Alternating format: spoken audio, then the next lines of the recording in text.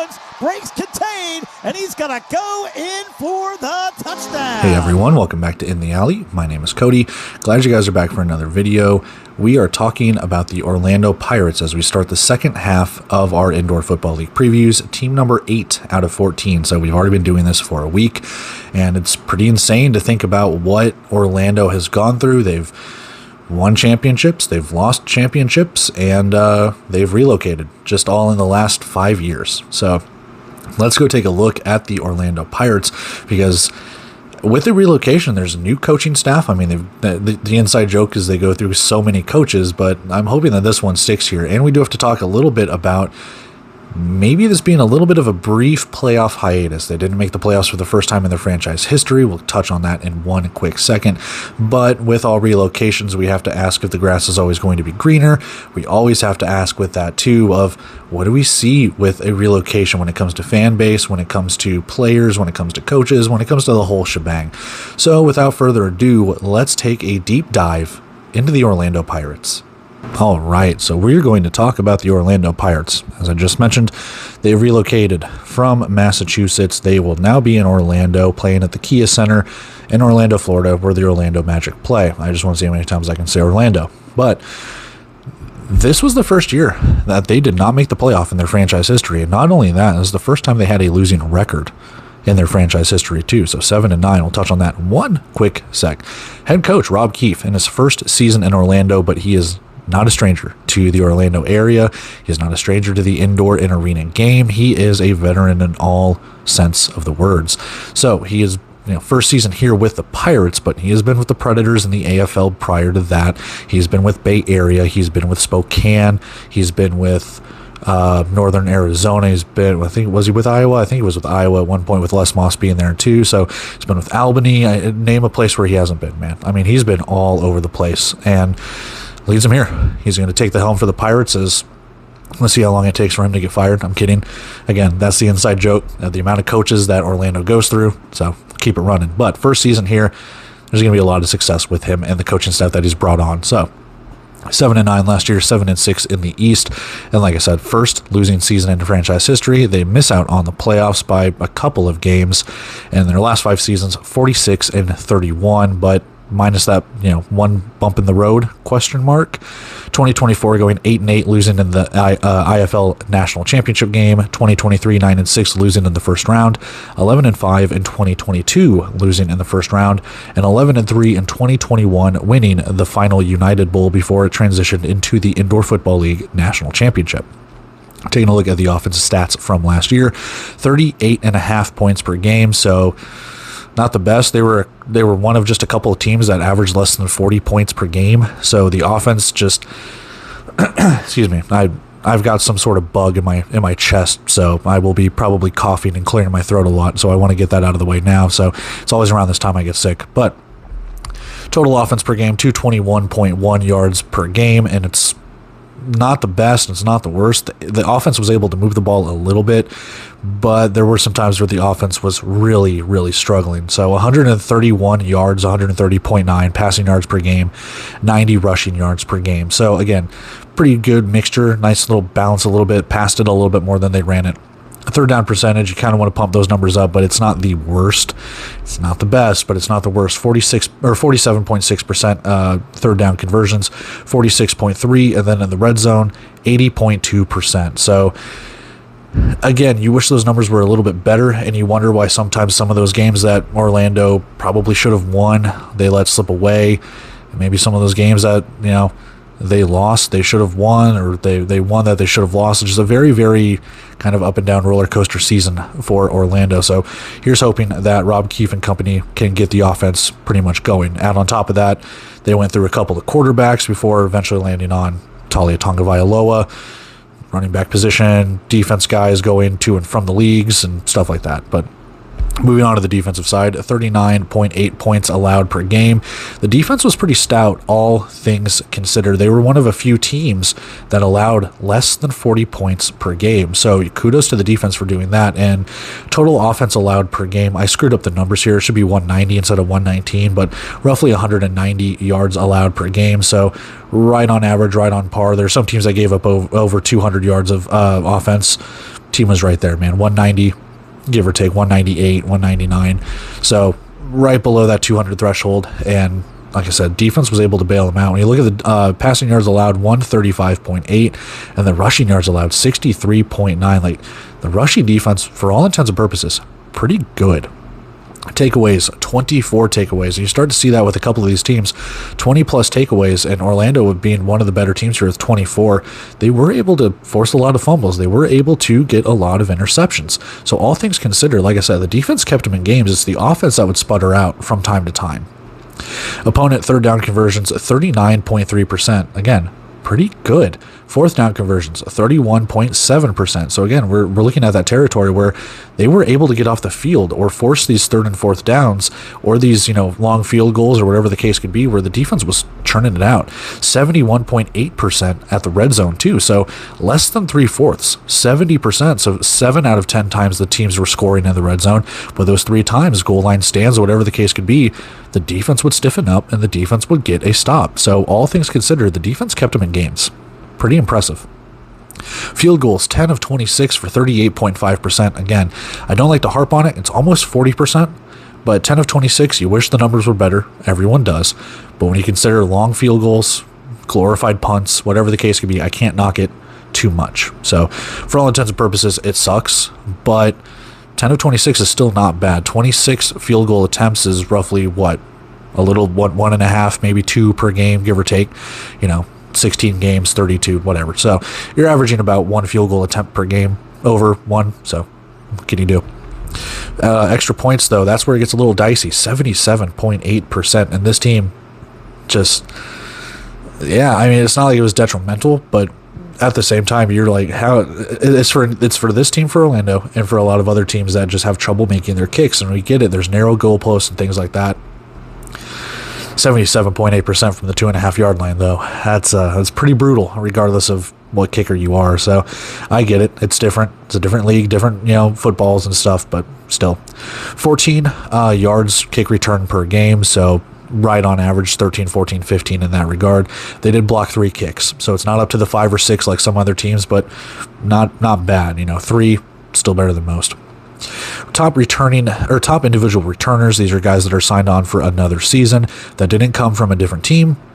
Talia Tagovailoa is your quarterback, with Puka Williams being your running back. Wide receivers, Tio Redding and Thomas Owens. Offensive lineman, Jordan McCray. Defensive lineman, DJ Dale, Jacques Bristol, and Mike Mason. Linebacker, Latavius Brini. And defensive backs, DJ Daniel, Destin Mack, and Dexter Lawson Jr. Representing the Pirates here, head coach Rob Keefe. Wide receiver and new addition, Naquan Murray, who earned first team All-IFL honors last year with San Antonio. Defensive lineman, Mike Mason. There in a nutshell is your 2025 Orlando Pirates, Massachusetts Pirates at the time, but that will be your Pirates right now as they venture into Orlando in uncharted waters. To keep the puns rolling, let's go take a look at their roster.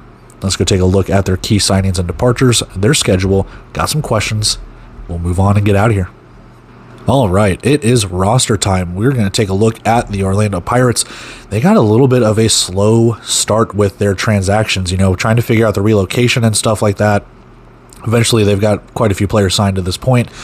Obviously, they're going to start the season a little bit later compared to a couple of teams that start on the 14th and 15th. So they do have some time, some training camp, some, free agent tryouts, what have you. So let's start with the quarterback position. Talia Tagovailoa comes back for another season, and Paxton De Laurent is your backup. Now, quite a size difference between the two. 6 foot 208 for Talia Tagovailoa, and he was playing Big Ten football. He was playing at Maryland. He is the Big Ten's leading passer, which asterisk because Drew Brees is still the GOAT because they didn't include bowl games at the time. But regardless, you go with the stats with what they say. So he is the Big Ten's all-time leading passer. I think still to this day, unless it got broken, but still, he is most likely going to be your starter, and Like I said, size difference because Paxton De Laurent, 6'5", that's a tall ass man, 229 pounds from Southeast Missouri State out there in Cape Girardeau for SEMO and the Redhawks. We'll see how it goes. But I think Tagovailoa is most likely going to be your starter unless there's a different way they want to do their offensive scheme. And when I see 6'5", 229, I don't know De Laurent. As I've said in multiple previews, I don't grind film. I don't do anything like that. So 6'5" leads me to believe that he's more of a pocket style passer, but that means nothing when you consider like Josh Allen in the NFL. So maybe he is more of a dual threat. I'm not sure, but I think, like I said, Tagovailoa is probably going to take the bulk of the snaps and most likely be your starter. Running backs include Puka Williams and Dwayne McBride. Puka Williams being re-signed for another season, rock chalk right in my backyard in Kansas, and Dwayne McBride coming over from UAB. And as you will see here, as we mentioned with Jacksonville, as I've said with Orlando, Massachusetts, and all of their previews and everything, a lot of D1 FBS talent, a lot of D1 FCS talent.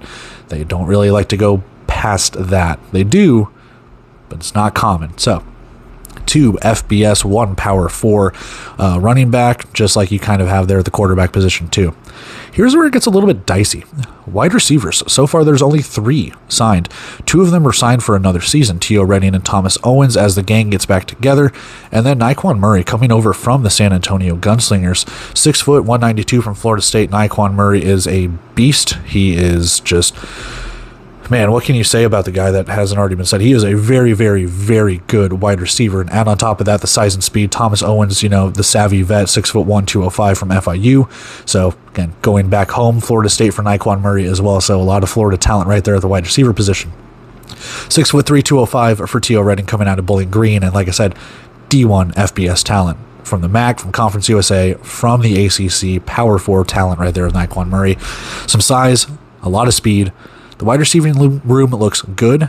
There's just not a lot of depth right now. You only have 3. Where a lot of these other teams have 5, 6, 7, 8, 9 guys that they're going to, siphon through and figure out who they want to be.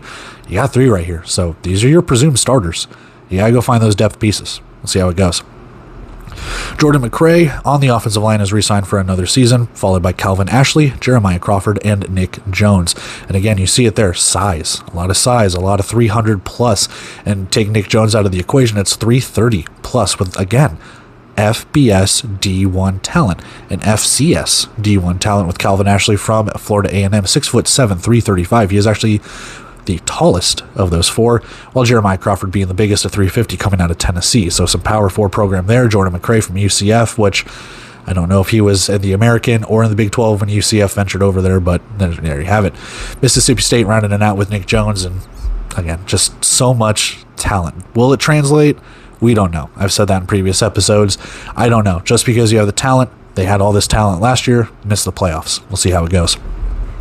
On the defensive line, DJ Dale, Jock Bristol, Mike Mason, all re-signed for another season, so the gang getting back together on the defensive line, followed by Devin Brandt Epps, Octavius Oxendine, and Randy Charlton to round it out. And again, same thing as before, just a lot of size. When you look at the big boys up front, 300 for DJ Dale, 295 for Jock Bristol, and 285 for Mike Mason. They all played last year, and they were all able to get to the quarterback. They were all able to make stuff happen and shut down run games. So just because that size is there doesn't mean that the speed is there as well. It is. The speed is there. Even at 255, 6'2" for Octavius Oxendine out of Kentucky, I'm sure he's going to be able to get to the quarterback, probably being an edge rusher. Randy Charlton, too. I believe Charlton, whatever you want to pronounce it, I believe he's gotten either NFL looks or UFL looks. I mean, he has played at the upper levels if I've looked him up correctly, trying to figure out where he went to college. So again, another Mississippi State product. Kentucky, Alabama, Coastal Carolina, New Mexico, again, FBS talent. I can't stress that enough. The recruiting that Massachusetts, I told you I'd do it. I told you I would do it. The recruiting that Orlando does, I knew it. The recruiting that Orlando does is second to none when it comes to D1 FBS talent. Linebackers, Latavius Brini, 6'2", 215. He is re-signed on for another season.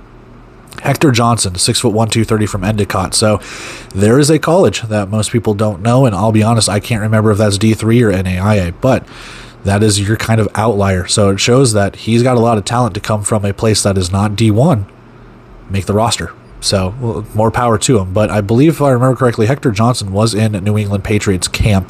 Because I think I did an off-season preview where I remember mentioning his name. I saw him in Patriots gear. So he's got the talent. Kerry Coleman rounds it out, 6'2", 220 from Ole Miss.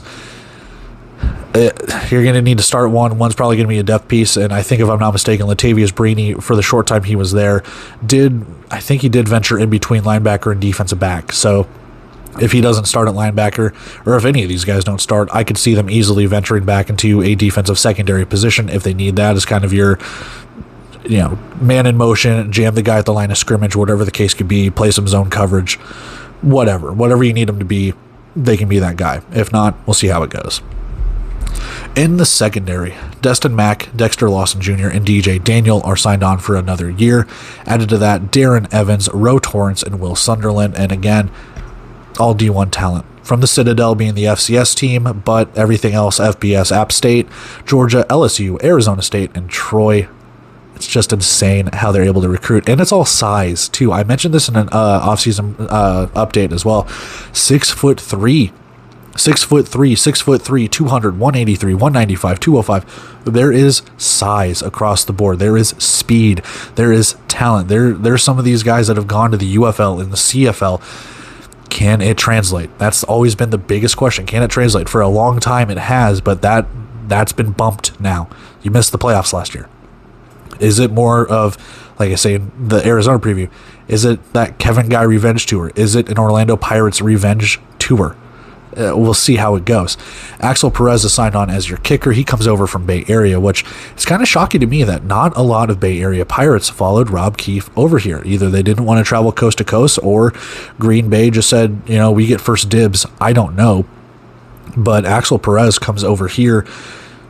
He can hit a drop kick. He can hit deuces. He can hit field goals. I'm not sure how low the in-game scoreboard overhead is, but if Axel Perez can time his kicks and hit some deuces and stuff like that, more power to him. Hit some drop kicks and things along those lines. We'll see how it goes. But there you have it for the active roster. As for the injury call-up and other list, Barry Wesley exempt to the NFL. Tyan Evans, Brandon Kemp, CJ Coldone, and Jaden Woodby are exempt to the Canadian Football League. And Leon O'Neal, Smoke Monday, and Gilbert Edmond are exempt to the United Football League. Isaac Zico is activated from injured reserve, which, as I've seen so far, does not mean he is signed on. He could be, but I just do not know at this point. I have not seen anything that officially says he is signed. I have not seen anything that says he is officially released. He's just been activated off injured reserve. So if he joins the team, that's just more firepower to that wide receiving room, which at that point in time, you just hope Tonga Vailoa has 4 footballs he can throw for 4 guys, because all 4 of those guys are going to want the football. All 4 of those guys are going to want to score touchdowns. So the offense could be rolling if everything goes good. One player I didn't mention here is Stephen McBride. He is exempt. I just caught this the other week. He is exempt, I believe, to the UFL. I think he got signed on by the Battlehawks. So another Pirate heading over to the United Football League. But I also thought that they released him, so I didn't put him on here. But you can add another name to the CFL and UFL list along with the guys that they've signed on for another season. It's just insane, the amount of talent that Orlando has been able to come across, not just this year, but in previous years as well. It is just entirely insane. But that's where we have it right now. Not a lot. There's some depth, don't get me wrong, but only 4 offensive linemen, 3 wide receivers. I mean, if those are the guys you're rolling with, fantastic. But you almost wonder if there's going to be more guys from the free agent tryout that they're having. There's going to be more guys signed on between now and in the next couple of weeks. We'll see how it goes. It's not like they can't find D1 FBS talent. So that's where we have it for the Orlando Pirates. Let's go take a look at the key signings and the key departures. Got to talk their schedule, questions. We get out of here. All right, so key signings, key departures popping up here. We're going to kick it off on offense. Nyquan Murray, and we were lucky enough to interview him on Shady Sports a couple weeks ago, about a month ago or so. And cool guy, really cool guy, down-to-earth guy. Look at what he's done just in the 2 seasons that he has been in the Indoor Football League, both with San Antonio, 2025 All Indoor Football League First Team, and 2024 All Indoor Football League First Team. Very, very good player. 64 receptions, 858 receiving yards, and 20 receiving touchdowns last season. So roughly every third catch was a touchdown for him. 64 catches, 20 receiving touchdowns. That's almost a third, man. So it's like every third pass thrown to him, he was in the end zone. That's insane. Almost 1,000 yards receiving as well. You consider what San Antonio kind of went through last season, and obviously we'll talk about their stuff in their preview, but a little bit about that. A couple of quarterbacks going through that, head coaching changes, offense and defense kind of in flux at multiple points this season for San Antonio. Nyquan Murray is just one of those mainstays. And to have him over here with Orlando with what they already have at the wide receiver position, what they have at the running back position, they bring back at quarterback. Obviously, the question is going to be, can Tonga Vailoa get it to him? Can Tonga Vailoa get it to Thomas Owens? Or can he get it to Tio Redding? I'm not sure. But Nyquan Murray, we'll see how it goes. I mean, like I said, there's a lot of talent. Is he going to be the talent that sticks above the rest? That'll be the question that we need to answer. But for all intents and purposes, Nyquan Murray coming over here is a huge, huge get for the Pirates. Defensively, I could have gone with a couple of guys here, but I'm choosing Mike Mason. He doesn't have any accolades or awards or anything like that, but from the defensive line spot, 26.5 total tackles, 8.5 for a loss, 5.5 of those TFLs are sacks, and he has a blocked kick. Now, I could have picked someone like DJ Daniel in the secondary who has a couple of interceptions and stuff like that, but with what the running game, or the lack thereof, that the defense was able to shut down on that side of the ball for the Pirates, I'm hoping what the Pirates have, what Orlando has, with Mike Mason, with DJ Dale, with Jock Bristol. I'm hoping with what they have, they can keep doing that. I truly do. I really think that what they've brought back there and what they have in the secondary, and even if, regardless if they move Latavius Brini into either the secondary or keeping up linebacker, whoever else they bring in, because we're not even talking rookies at this point, whoever they bring in, it's kind of just more riches. What can you say? So, on the defensive line, you hope for more tackles, but par for the course, roughly. I mean, 20 to 30 tackles. He only played half the season, I think. He only played 8-9 games, something like that. He didn't play a full season with Massachusetts at the time. So we'll see how it goes. But 26.5 tackles in just roughly half a season or something, and 8.5 tackles for a loss in half a season, it's pretty impressive, all things considered. So hopefully those numbers, if he plays a full season this year, hopefully those numbers just balloon or get doubled, whatever the case could be. Key departures offensively, they retain quite a bit on offense, but you have to go with one of these guys. Navon Donaldson. We talked about him with Fishers. He was a stalwart with Massachusetts, now Orlando, but when he was with Massachusetts, 2025 first team all indoor football league and 2023 all rookie team. Again, it's hard to talk about him when it comes to stats because you don't really have offensive line stats, but for all intents and purposes, those selections mean one thing. He wasn't giving up sacks.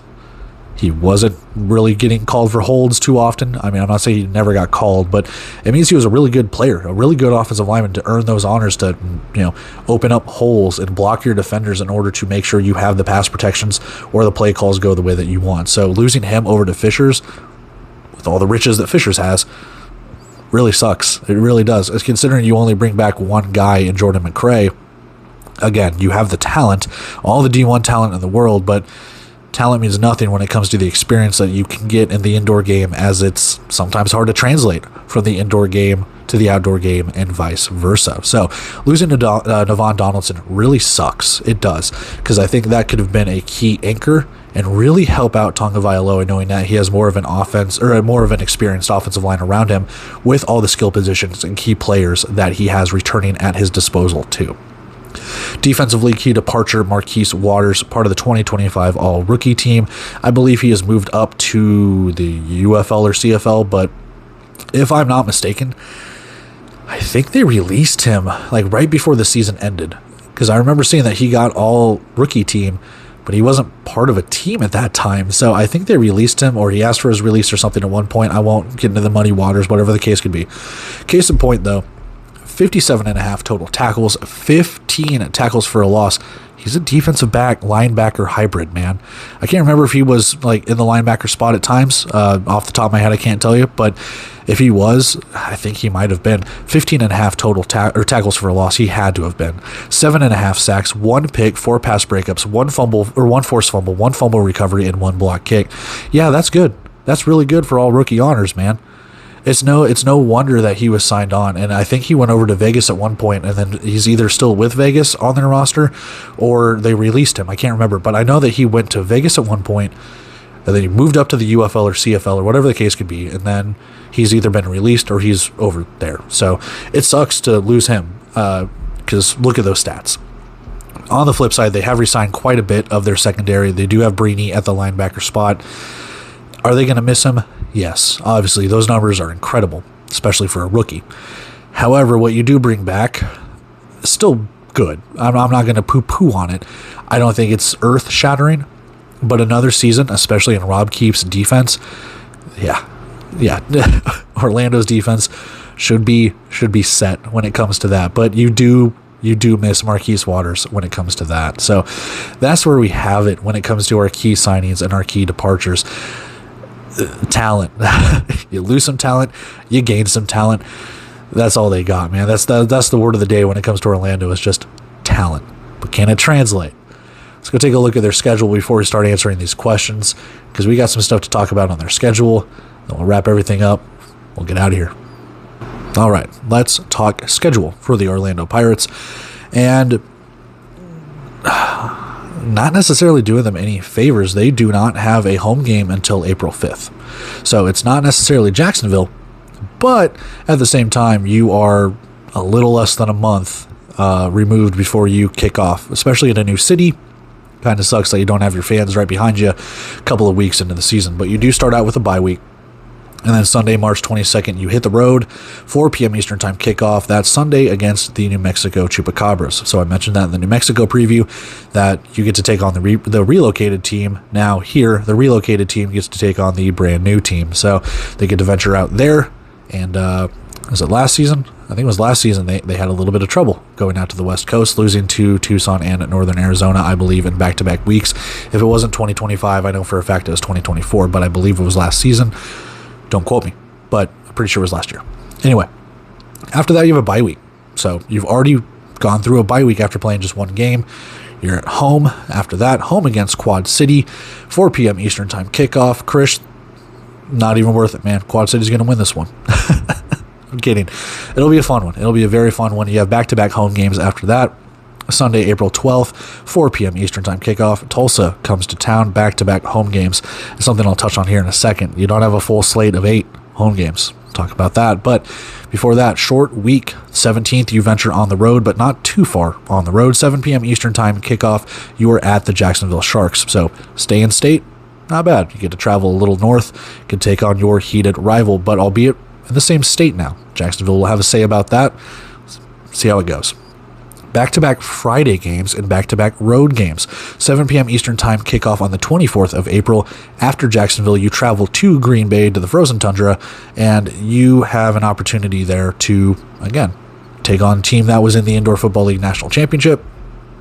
We'll see how it goes.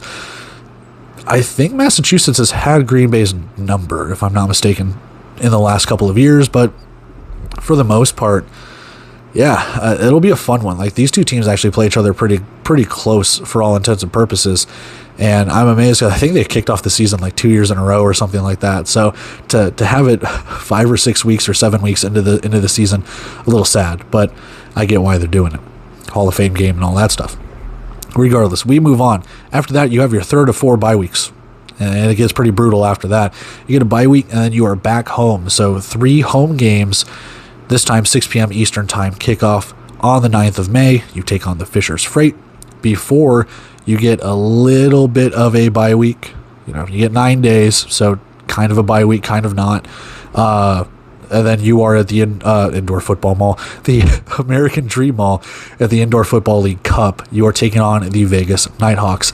7 p.m. Eastern Time kickoff, and you are the only Eastern team playing in this IFL Cup. Everyone else comes from the West. You take on Vegas, and then New Mexico and Arizona, who we've already talked about in their previews. They get to play each other. You take on Vegas. We'll talk about Vegas's preview when we get to them at the end of the week. So there's that. But 7 p.m. Eastern Time kickoff. If you are so lucky enough to win, you will play for the Indoor Football League Cup Championship. And again, Indoor Football League logo there, because we don't know who it is. It'll be the winner of Arizona and New Mexico, or if you lose the game, it'll be the loser of Arizona and New Mexico. So, to be determined.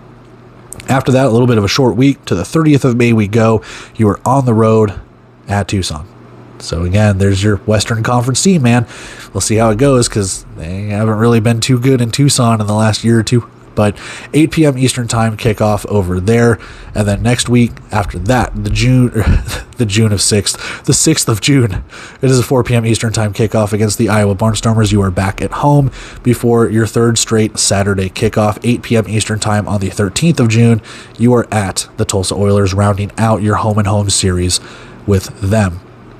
A little bit of a bye week extra day, but on that Sunday, the 21st of June, you are home against the Jacksonville Sharks, rounding out your 2-game series with them, 7:30 p.m. Eastern time kickoff, and then 4 p.m. after that Eastern time at Quad City on Sunday, June 28th.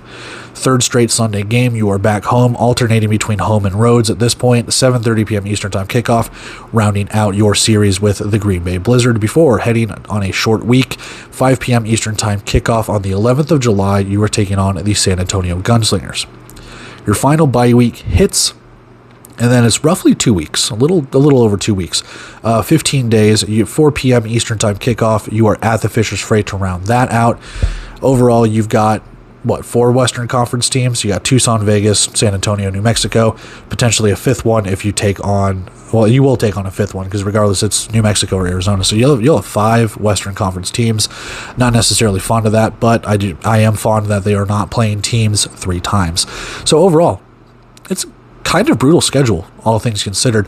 They only have 6 home games. So they gave up a home game or 2 for the IFL Dream Cup, or the IFL Cup of the American Dream. Oh my goodness.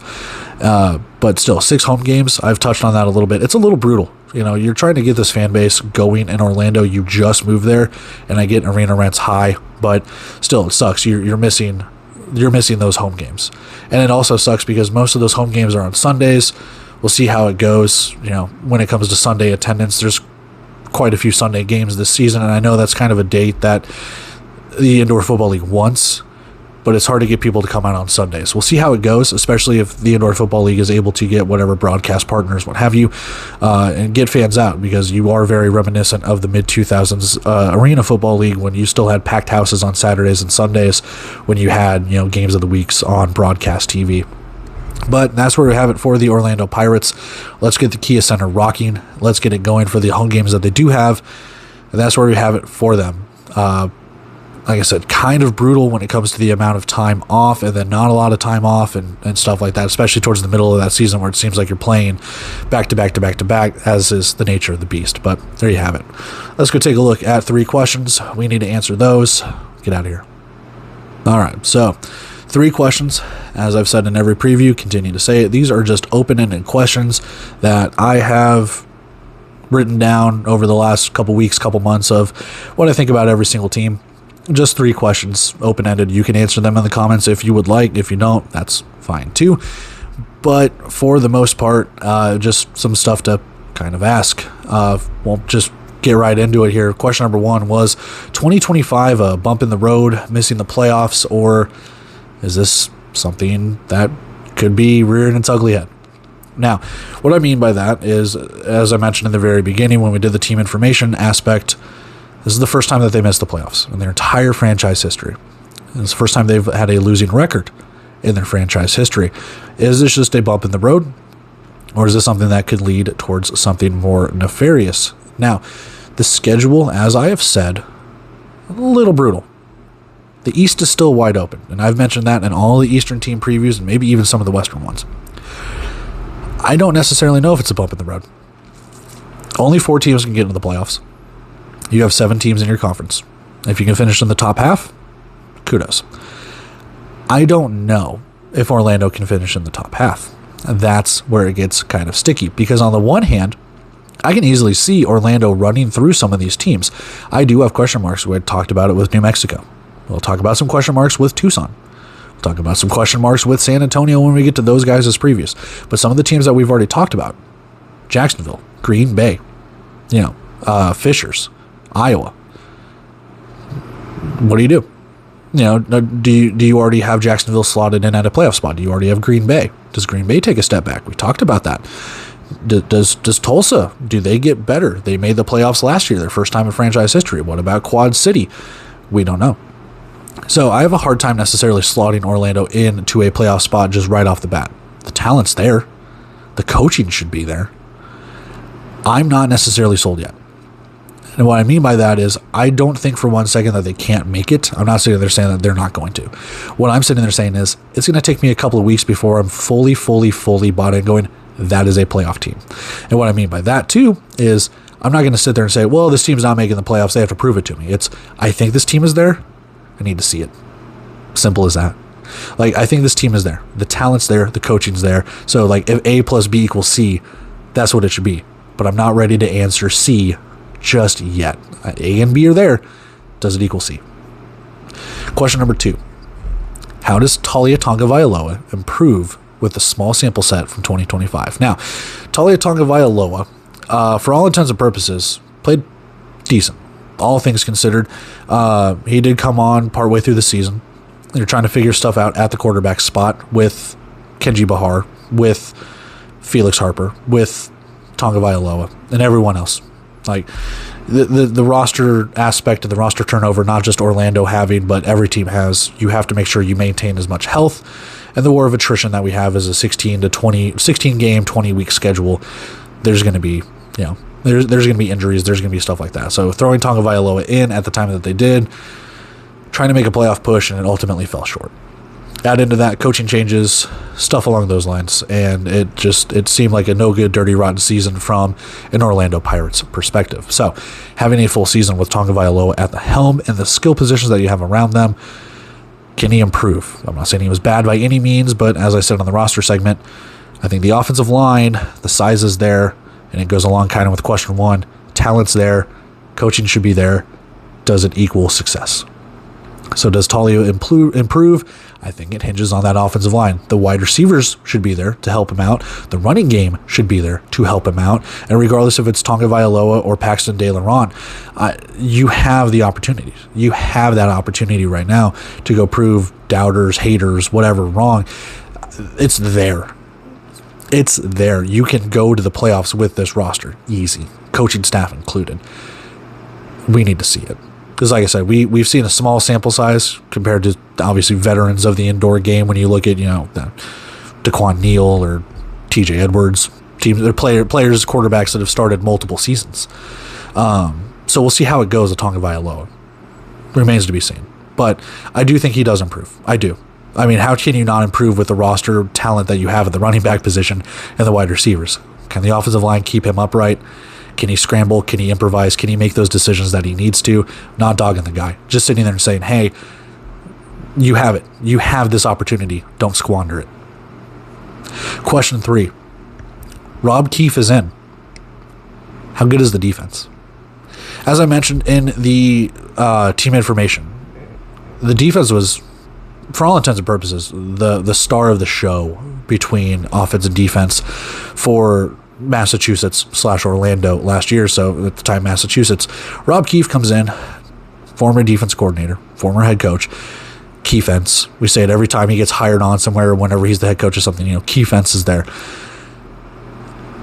I don't think the defense needs to be fixed. I don't know what all you need to be fixed about. There's, again, talent. There's that word again, talent that returns on the defensive line and the secondary with what his scheme is able to accomplish and what you've seen defensively from Bay Area when he was there, what you've seen when he was in Northern Arizona, what you've seen when he's been anywhere at any of his stops in the indoor and arena game. The defense has always been very, very, very filthy in a good way. How does that help Massachusetts / Orlando? Now, Orlando, can the Pirates kind of take that next step? They were, in terms of like points allowed per game, they were right on pace with Bay Area. I think Bay Area, when I was looking at the stats doing this video, I think they only gave up 35 and Massachusetts gave up 38. So I'm not saying stats in the end are be all, and the Indoor Football League is notorious for having shitty stats, but at the same time, stats are what you make them, and they're pretty close. Only 3-point difference. And Massachusetts had, for all intents and purposes, pretty good defense. It's just their offense would sputter. I said that earlier. So if the offense is improved and the defense is improved, there's no doubt in my mind, going back up to question 1, this team is destined for the playoffs. But it all has to work together. So I'm not saying the defense is going to take a step back, but don't say that one bit. It might take a second to get it acclimated. We'll see how it goes. But for all intents and purposes, offense should be better. The defense should be better. There should be a lot of continuity. You're returning a lot of players, and you've got coaches on this staff that have. It's not dogging Tom Manass or anyone in the previous coaching regime or anything like that when they're in Massachusetts. What I'm saying is you have continuity here. How much continuity can you keep from one season to the next and keep it going remains to be seen. But I do think with what Orlando has right now, there's a good of chance as any to return to the playoffs. There's as good a chance as any to raise a trophy. That's what Orlando talks about, lifting trophies, being the best team, everything along those lines. Go ask Chris. He'll talk your ear off about how successful the team is, and that's perfectly fine. I'm in a wait-and-see mode. It's not going to take too long to wait and see. Still a wait-and-see mode nonetheless. I'm excited for that 20-second kickoff against New Mexico because I want to see how both teams go. I truly, truly do. I want to see how Massachusetts can shut down Jerome Johnson or vice versa, and I want to see how the defense of New Mexico, which is pretty raw, how the offense of Orlando can improve playing New Mexico. It should be a very, very fun game. But there we have it. 3 questions. Was 2025 just a bump in the road? How does Taulia Tagovailoa improve compared to last season? And Rob Keefe is in. Does that mean the defense gets better? Let's go wrap up and get out of here. There it is for the Orlando Pirates. It should be a very, very fun season for them. Anything from the lack of home games to starting out against the expansion team / new team, dormant, whatever, to the Indoor Football League Cup in New Jersey. It should be a very, very fun thing. And for all intents and purposes, you make fun of Massachusetts for not having fans or anything, but if you are a former Massachusetts Pirates fan, you have an opportunity to go see your team play in New Jersey. Now, I don't know the actual drive distance or anything from Massachusetts down to New Jersey. I know the states are smaller, so maybe it's less of a drive compared here to the Great Plains and the Midwest. So maybe you have that opportunity if you really are that diehard of a fan. Maybe not, but a good a chance as any, considering all the other teams in the West are traveling eastbound for that. But overall, this should be a very interesting season. Like I said, I don't have Orlando penciled in the playoffs just yet, but I'm also not counting them out. And every season prior to this, I would pretty much be like, yeah, they're in. They're shoe-in. No doubt about it. The talent. New coaching staff, again. New coaching staff, new players, new location, new everything. We'll see, man. Like I said, this team has everything on paper. 9 wins, 10 wins, 11 wins. I mean, you can easily pencil them in for 7, 8 wins. Is that enough to get you into the playoffs? Because 7 wins last year didn't. They're going to have to knock some teams off. They're going to have to upset some teams.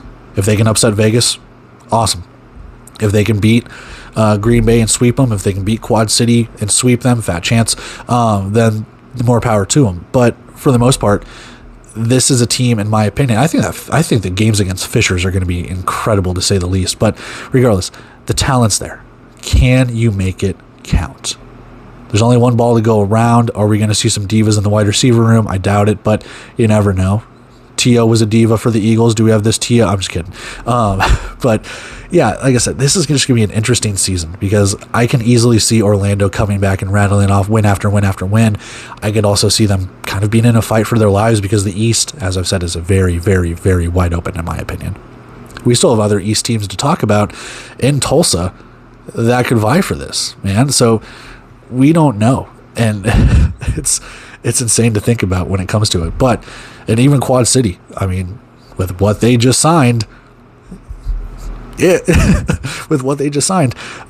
look to be going forward as well. So the East is going to be a dogfight, which is awesome because just a couple seasons ago, we were talking about the Western Conference with that, and we were saying that the East had spots already locked up, and it's kind of done a whole 360 or 180, 360 would be a full circle, a whole 180 when it comes to it. So there you have it. But yeah, I'm intrigued this year for what Orlando can bring to the table. Like I said, it's not that I was never interested watching Orlando games, but I'm actually going to be actually interested in how Orlando plays, how Tagovailoa plays. I will see. I will be looking and watching and going, hey, how does that defense match up against this? I'm trying my best to go full Are they playing zone coverage here? Are they playing, how does the edge rusher get off? Like, I'm going to try and go in depth with it, not just with Orlando, but with other teams too. But regardless, I'm getting off on a tangent, so I'm going to call it here, guys. I love and appreciate every single one of you for taking the time to watch this video. If you feel so inclined and want to, like, comment, share, subscribe. If you don't, that's fine. But we just keep moving along. Quad City is on the clock. Get ready for like 3 hours of me talking. No, I'm kidding. Yeah, it'll be fun. It will be fun. I'm looking forward to that one because that's the one I've been looking forward to. But we still have more teams after that. We got the rest of the week to go after Quad City, because after that you have San Antonio, San Diego, Tucson, Tulsa, and Vegas to round it out. So get ready for any of those teams that I have not talked about yet. Your time is coming. But until then, taking off here, guys. Like I said, like, comment, share, subscribe, or don't. Appreciate you. Love you. I will catch you in that Quad City preview. Until then, see ya.